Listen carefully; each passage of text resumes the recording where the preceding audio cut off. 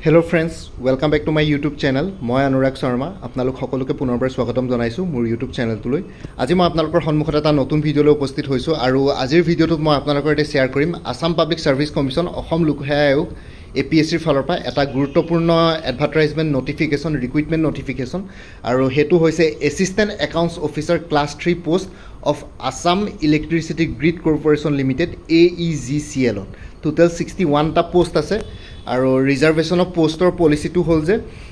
etu class 3 post hoy class 3 category post hoy open category total 31 ta ase tare reserved for women ase 9 ta reserved for OBC MOBC total ase 14 ta tare reserved for women ase 4 ta reserved for T tribes and adivasi karone total 3 ta reserve ase tar bhitor ako horizontal reservation ase reserved for women eta reserved for scheduled caste total 4 ta tare ako reserved for women ase eta reserved for scheduled tribe plains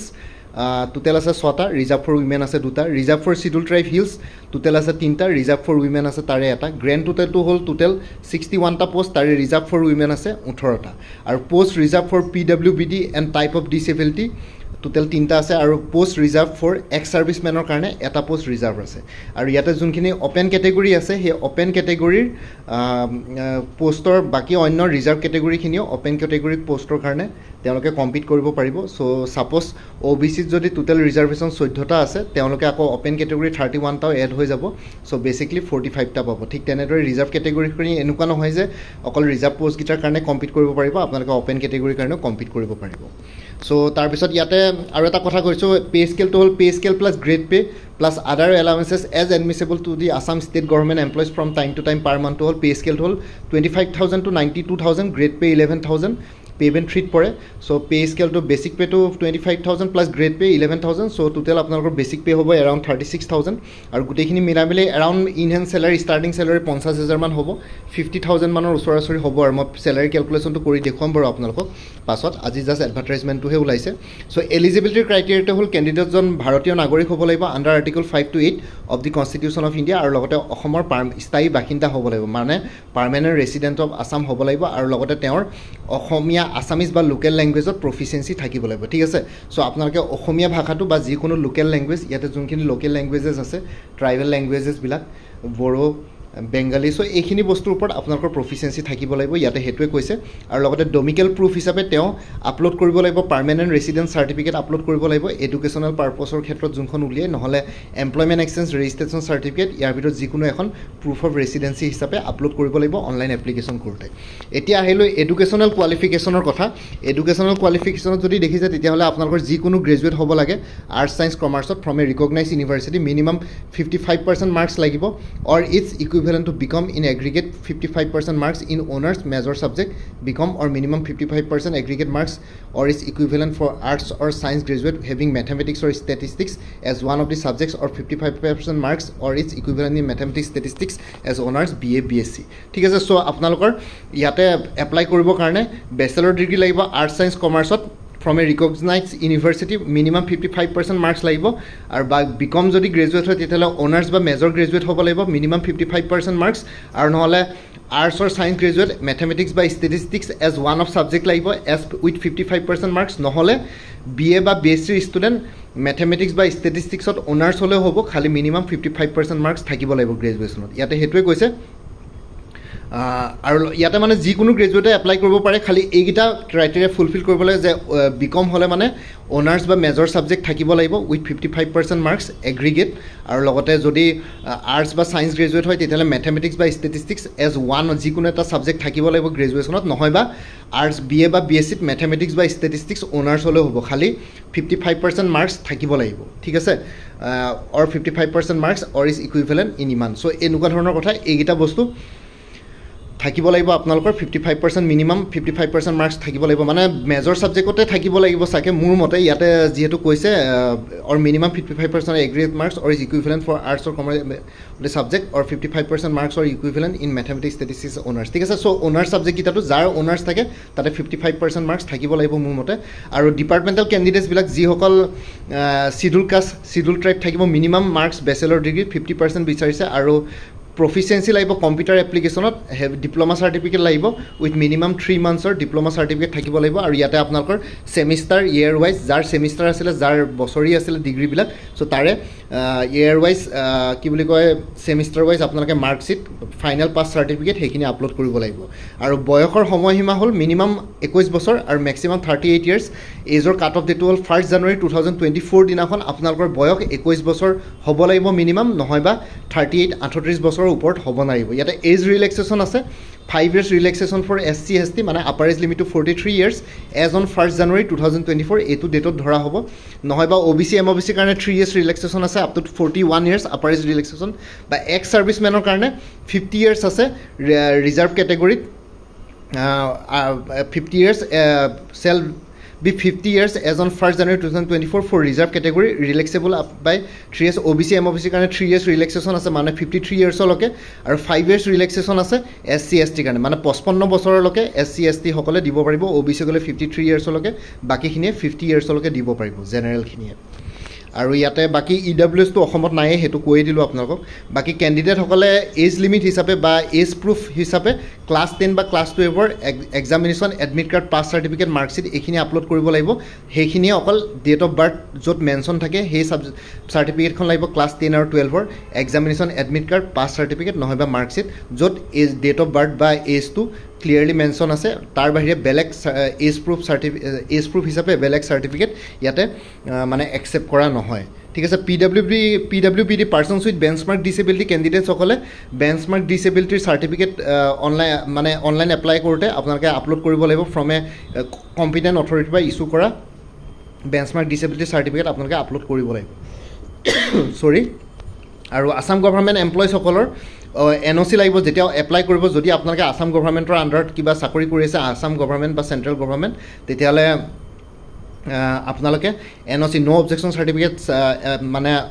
upload কৰিব লাগিব নো objection সাৰ্টিফিকেটখন আপোনালোকে competent অথৰিটিৰ পৰা আপোনালোকে issue কৰাব লাগিব যোনজনৰ আন্ডাৰত আপোনালোকে চাকৰি কৰে ধৰক আপোনালোকে কোনবা এটা ডিপাৰ্টমেণ্টত চাকৰি কৰি আছে সো আপোনালোকৰ ডিস্ট্ৰিক্ট এডমিনিষ্ট্ৰেচনৰ হেডজন district commissioner so district commissioner পৰা ইস্যু কৰাই ল'ব নহয় বা আপোনালোকে কোনবা স্কুলত চাকৰি কৰি আছে তেতিয়ালে স্কুল ইনস্পেক্টৰৰ পৰা কৰাব লাগিব সো কম্পিটেন্ট অথৰিটি লাগিব মেবি স্কুলৰ হেডমাষ্টাৰে কৰিলেও নহব আপোনালোকে স্কুল ইনস্পেক্টৰ লাগিব যদি এডুকেশ্যন লাইনত আছে সো তেনেকুৱা ধৰণৰ কথা ঠিক আছে ইয়াতে হেতু কথা আৰু কোনবা যদি PWD বা তেনেকুৱা ধৰণৰ কিবা ডিপাৰ্টমেণ্ট কৰিছে তেনে সুপ্ৰিটেণ্ডেণ্ট ইঞ্জিনিয়াৰৰ পৰা ইস্যু কৰাব লাগিব সো তেনেকুৱা ধৰণৰ কথা ইয়াতে নো অবজেকশন সাৰ্টিফিকেট ম্যান্ডেটৰি হয় পিছত নহলে আপোনালোকে এতিয়া যদি নিদিয়ে পিছত কিন্তু প্ৰবলেম হ'ব ডকুমেন্ট ভেৰিফিকেশনৰ ৰিজেক্ট কৰি দিব আৰু স্মল ফ্যামিলি নৰ্মছ সাৰ্টিফিকেট এখন লাগিব ফৰ্ম এ সো হেখন ম্যান্ডেটৰি হয় হেতু APSC ৰ অফিচিয়েল ৱেবছাইটত পাই যাব মই কেনেকৈ ফিল কৰিব লাগে এবাৰ ভিডিও বনাই দেখুৱাই দিম আপোনালোকে APSC ৰ অফিচিয়েল ৱেবছাইটত ফৰ্মছ বুলি এটা সেকশন আছে তাতে আপোনালোকে আপলোড কৰি ডাউনলোড কৰি ল'ব পাৰিব বা যিকোনো আপোনালোকে গুগলতো এটো ফৰ্মেট পাই যাব বাৰু মই দেখাই দিম এবাৰ আৰু স্টাৰ্টিং ডেট অফ অনলাইন এপ্লিকেশনটো হ'ল 15th of June 2024 15 জুনৰ পৰা ষ্টাৰ্ট হ'ব আৰু last date of online application 14 July 2024 last fee পেমেন্টৰ লাষ্ট ডেট 16 জুলাই 2024 আৰু ক্যাটেগৰি ওয়াইজ ফি বিলাক হ'ল application fee plus processing fee plus taxable amount so এটা টোটাল এমাউন্ট হ'ব জেনাৰেল ক্যাটেগৰিৰ কাৰণে 297.20 SC ST OBC MOBC কাৰণে 197.20 বিলো পভাৰ্টি লাইন ক্যান্ডিডেটছৰ কাৰণে 47.20 আৰু PWBD persons with benchmark disability কাৰণে 47.20 ঠিক আছে সো এইখিনি আছিল আপোনালোকৰ বাকি অন্যখিনি আপোনালোকে নিজে চাই ল'ব আৰু অফিচিয়েল ৱেবছাইট apsc.nic.in ত গুটেখিনি আছে আৰু ইয়াতে বাকি আৰু লাষ্টৰ ফালে যদি যাও এইখিনি আৰু এক্সট্ৰা ডিটেইলছ প্ৰত্যেক এক্সামতে এইখিনি দিয়ে আৰু সিলেকশন প্ৰসিডিউৰটো পিছত নটিফাই কৰিব কেনেকুৱা সিলেবাস হ'ব কি কথা সেইখিনি বস্তু পিছত কৰিব এতিয়া APSC নজনাই পিছত আপোনালোকক সোনকালে জনাব এটা জাস্ট এডভাৰটাইজমেন্টটো ৰিলিজ হৈছে সিলেকশন প্ৰসিডিউৰটো পিছত লাহে ধীৰে জনোৱা হ'ব আপোনালোকক ঠিক আছে কেনেকুৱা কি হ'ব হেতু ভালকে পিছত APSC জনাব সিলেকশন প্ৰসিডিউৰটো কি হ'ব আৰু সিলেকশন হলে মানে আপোনালোকৰ এক্সামিনেশন জোনস এই কিখন 6টা জোন আছে অসমত চিলচৰ গুৱাহাটী নগাঁও তেজপুৰ কোকৰাঝাৰ গুৱাহাটী এই 6টা জনৰ ভিতৰত যিমান কিখন ডিস্ট্ৰিক্ট পৰে তাৰ ভিতৰতে পৰীক্ষা হয় আৰু ডিপেন্ড কৰিব কিমান ক্যান্ডিডেটে এপ্লাই কৰে এতিয়া ধৰক যদি চিলচৰ জোনত থকা যোন কিখন ডিস্ট্ৰিক্ট আছে বাৰাক ভেলী হাইলাকানি কৰিমগঞ্জ কাছাৰ তাতে যদি ক্যান্ডিডেটস কম হয় তেতিয়ালে অবিয়াসলি গুৱাহাটী সেন্টাৰত গৈ পেলাই পৰীক্ষা দিব লাগিব মিনিমাম নাম্বাৰ অফ ক্যান্ডিডেটস নহলে মানে পৰীক্ষা নাপাতে এটা সেন্টাৰত ধৰক গোটেই বাৰাক ভেলীৰ পৰা ধৰক অকল 100জন কেণ্ডিডেটছে এপ্লাই কৰিলে বা 100জন কেণ্ডিডেটছে পৰীক্ষা দিব চ' 100জনৰ কাৰণে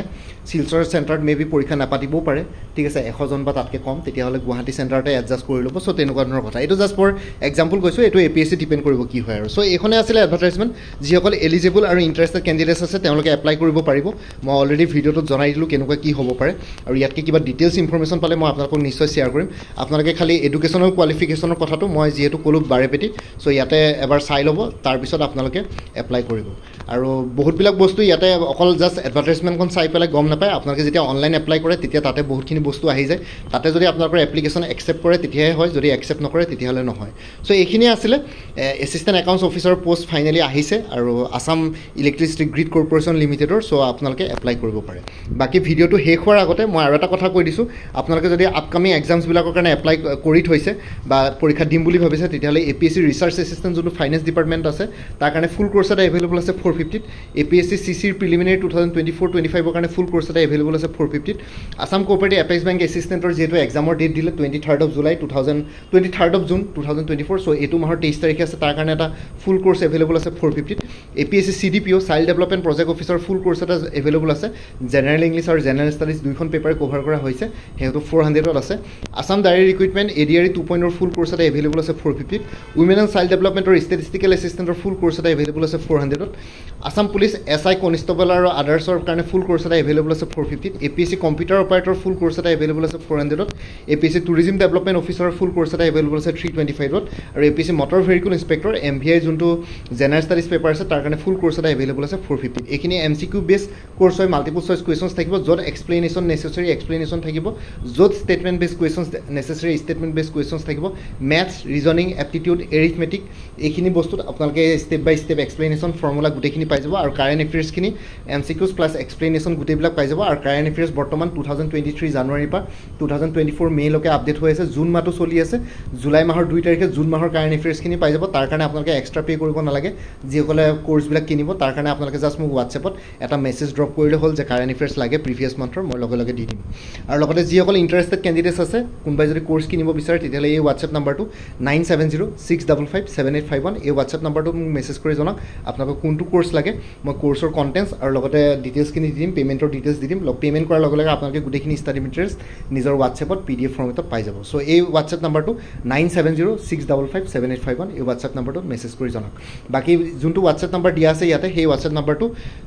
অকল হোৱাটছএপ মেছেজৰ কাৰণে এভেইলেবল কলৰ কাৰণে এভেইলেবল নহয় তাতে কল কৰিলে মই গমো নাপাম চিম কাৰ্ড বেলেগত আছে চ' সেইটো কাৰণে আপোনালোকে হোৱাটছএপতে মেছেজ কৰিব আৰু লগতে এই কোৰ্ছখিনিৰ কথা এই ভিডিঅ'টোৰ ডেছক্ৰিপশ্যন আৰু কমেণ্ট ছেকশ্যনত দি দিম তাতে গৈ পেলাই চাব পাৰিব আৰু লগতে মই এটা নতুনকৈ প্লে'লিষ্ট ক্ৰিয়েট কৰি দিম APSC এছিষ্টেণ্ট একাউণ্টছ অফিচাৰ বুলি AGCLৰ চ' মই সেই প্লে'লিষ্টৰ লিংকটো এই ভিডিঅ'টোৰ ডেছক্ৰিপশ্যনত দি দিম আপোনালোকে সেই প্লে'লিষ্টৰ লিংকটোত প্লে'লিষ্টখন ছেভ কৰি থ'ব পাৰিব ভৱিষ্যতলৈ এই পৰীক্ষাটোৰ লগত জড়িত সকলো ধৰণৰ ইনফৰমেশ্যন পাই থাকিবলৈ বাকী এই ভিডিঅ'টোৰ ডেছক্ৰিপশ্যন আৰু কমেণ্ট ছেকশ্যন এই কোৰ্ছবিলাকৰ কথা ডিটেইলছত দি দিম আৰু লগতে মোৰ আৰু এটা চেনেল আছে অসম IQ বুলি সেই চেনেলটোৰ লিংকটো এই ভিডিঅ'টোৰ ডেছক্ৰিপশ্যনতে শ্বেয়াৰ কৰিছোঁ আপোনালোকে সেইটো চেনেলো ছাবস্ক্ৰাইব কৰিব পাৰিব যাতে ভৱিষ্যতলৈ এনেকুৱা ধৰণৰ কম্পিটিটিভ এক্সামছবিলাক দিয়াৰ ক্ষেত্ৰত আৰু অলপ এক্সট্ৰা গাইডেঞ্চ পাই যায় বাকী মোৰ ভিডিঅ'ছবোৰ চাই যদি ভাল পায় মোৰ চেনেলটো ছাবস্ক্ৰাইব কৰি ল'ব আৰু লগতে আপোনালোকৰ যিমানখিনি ফেমিলি ফ্ৰেণ্ডছ ৰিলেটিভছ আৰু চিনাকি এক্সপিৰিয়েঞ্চ আছে তেওঁলোকৰ লগত মোৰ চেনেলটো শ্বেয়াৰ কৰিব লগতে কমেণ্ট ছেকশ্যনত জনাব কিবা যদি কুৱেশ্যন থাকে ডাউট থাকে মই নিশ্চয় আপোনালোকৰ কুৱেশ্যনছ আৰু ডাউটছবিলাকৰ ৰিপ্লাই দিবলৈ চেষ্টা কৰিম বাকী আজিৰ ভিডিঅ'টো ইমানতে সমাপ্ত কৰি আপোনালোক সকলোৰ পৰা বিদায় দিলোঁ কাইলৈ পুনৰ এটা নতুন ভিডিঅ'লৈ আপোনালোকৰ সন্মুখত উপস্থিত হ'ম তেতিয়ালৈকে ভালকৈ প্ৰিপেৰেশ্যন কৰি থাকক সকলোৱে অল দি বেষ্ট থাকিলে bye and take care friends Bharat Mata কি জয় আই অসম